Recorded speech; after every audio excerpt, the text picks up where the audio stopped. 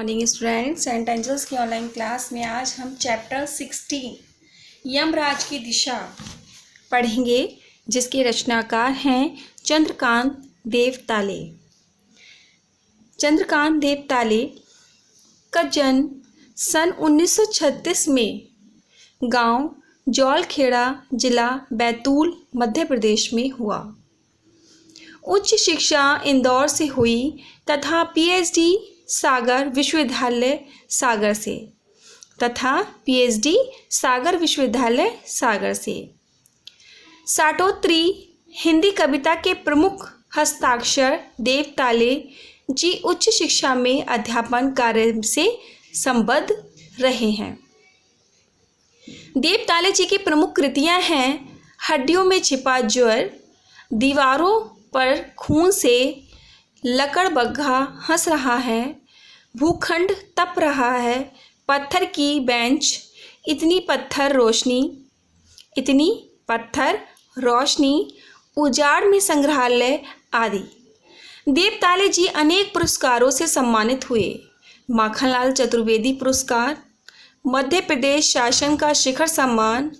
उनकी कविताओं के अनुवाद प्राय सभी भारतीय भाषाओं में और नई विदेशी भाषाओं में हुए हैं।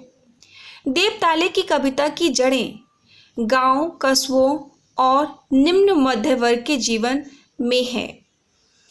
उसमें मानव जीवन अपनी विविधता विडंबनाओं के साथ उपस्थित हुआ है, अर्थात उन्होंने अपनी रचनाओं में एक सामान्य जीवन को प्रस्तुत किया है जो गांव, कस्बों और निम्न मध्यम वर्ग के जीवन से संबंधित है। उसमें उन्होंने मानव जीवन में अनेक प्रकार की जो विडंबनाएं हैं और जो दुख हैं उनको उपस्थित किया है। कवि में जहाँ व्यवस्था की कुरूपता के खिलाफ गुस्सा है, वहीं मानवीय प्रेम भाव भी है। वह अपनी बात सीधे और मारक ढंग से करता है। कहता है, कविता की भाषा में अत्यंत पारदर्शिता और एक विरल संगीतात्मक दिखाई देती है। एक संगीतात्मक, विरल संगीतात्मक। देखिए उन्होंने अपनी कृति में क्या कहा है, क्या कहना चाहते हैं यहाँ पर। यमराज की दिशा नामक कविता में चारों ओर फैलती विनाशकारी और शोषक शक्तियों की ओर संकेत किया है। किसकी ओर संकेत? कवि की माँ कवि को बताया करती थी कि वह ईश्वर से बातचीत करती रहती है। ईश्वर ने माँ को बताया था कि दक्षिण दिशा में पैर करके सोने से यमराज गुस्सा हो जाते हैं, अर्थात क्रोधित हो जाते हैं। अतः उस तरह पैर फैलाकर नहीं सोना चाहिए। कवि ने ऐसा ही किया है। उसे इस बात का ये लाभ हो गया है कि उसे दक्षिण दिशा की पहचान हो गई है।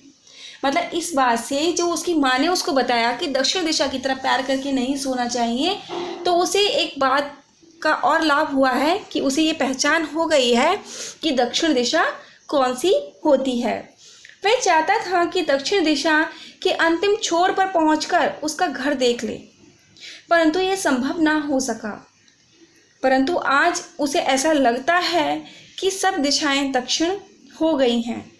वह जिधर भी पैर फैलाता है उधर जलती आंखों वाले यमराज दिखाई देते हैं। शायद जब माँ का जमाना नहीं रहा, कहने का क्या तात्पर्य है कि जब माँ का जमाना नहीं रहा, अर्थात जब माँ का समय था, उस समय इतनी बुराइयाँ, इतनी कुरीतियाँ नहीं फैली थी जितना कि आज हैं। कि आज वो दक्षिण दिशा पहले जैसी नहीं रही, अर्थात चारों दिशाएं दक्षिण दिशा का रूप ले रही हैं। देखिए कुछ इसी प्रकार अपनी पंक्तियों में कवि क्या कहना चाहते हैं।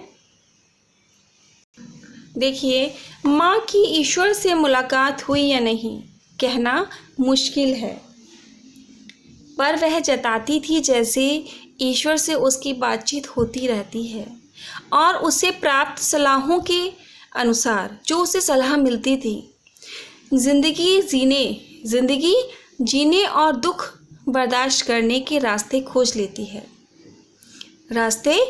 लेती है। तो मुलाकात से तात्पर्य है भेंट का और जताती से तात्पर्य है विश्वास पूर्वक कहना और बर्दाश्त से तात्पर्य है सहन करना। तो माँ की ईश्वर से मुलाकात हुई। कवि कहता है कि मैं ठीक से नहीं जानता, कि मैं ठीक से नहीं जानता हूँ कि मेरी माँ की ईश्वर से भेंट हुई थी या नहीं हुई थी, परंतु हाँ, वह बड़े विश्वास से कहती थी। वह बड़े विश्वास से कहती थी। क्या कहती थी? कि उसकी ईश्वर से बातचीत होती रहती है, कि उसकी ईश्वर से बातचीत होती रहती है। ईश्वर उसे तरह तरह की सलाहें भी देता रहता है। उन सलाहों पर चलकर वह जिंदगी जीने के तरीके सीख लेती है और दुखों को सहन करने के मार्ग भी खोज लेती है।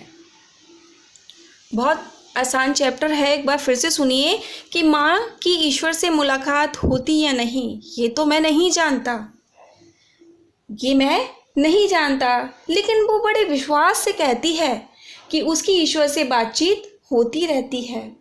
ईश्वर उसे तरह तरह की सलाहें भी देता रहता है। उन सलाहों पर चलकर, जो ईश्वर ने उसको सलाह दी थी, उन सलाहों पर चलकर वह ज़िंदगी जीने के नए नए तरीके सीख लेती है और दुखों को सहन करने के मार्ग भी खोज लेती है। नेक्स्ट पंक्तियों में देखिए यहाँ पर कवि क्या बता रहे हैं। माँ एक बार फिर मुझसे कहा था, माँ ने एक बार मुझसे फिर कहा था कि दक्षिण की तरफ पैर करके मत सोना, वह मृत्यु की दिशा है और यमराज को क्रुद्ध करना बुद्धिमानी की बात नहीं है। माँ ने कहा था कि यमराज को नाराज करना बुद्धिमानी की बात नहीं है। कवि की माँ ने एक बार कवि को चेतावनी देते हुए कहा था, माँ ने एक बार मुझसे कहा था, अर्थात मुझे चेतावनी देते हुए कहा था कि दक्षिण की तरफ पैर करके मत सोना।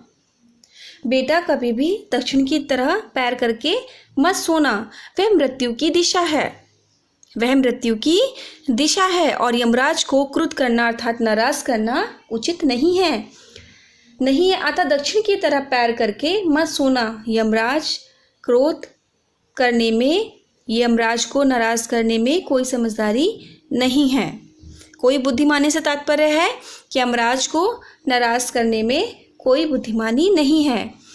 तो इस प्रकार यहाँ पर कवि क्या कहना चाहता है, क्या आशय है कि दक्षिणपंथी विचारधारा मृत्यु की दिशा है, कि क्या है, दक्षिणपंथी जो विचारधारा है वो मृत्यु की दिशा है। इसके प्रवर्तक कौन है? यमराज के समान है।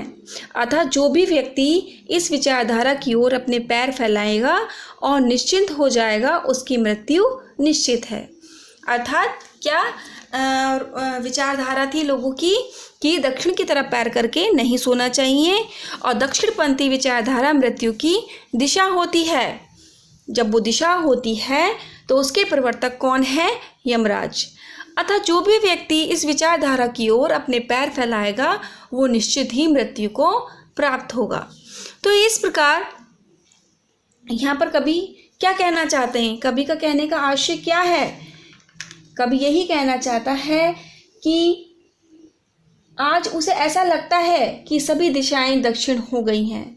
वह जिधर भी पैर फैलाता है उधर जलती आंखों वाले यमराज दिखाई देते हैं। तो इस प्रकार यहाँ पर जो समाज में फैलती हुई जो विनाशकारी और शोषक शक्तियों की ओर संकेत करता है, उसी को उन्होंने अपनी पंक्तियों में बताया है कि किस प्रकार इस समाज में बुराइयां फैलती जा रही हैं।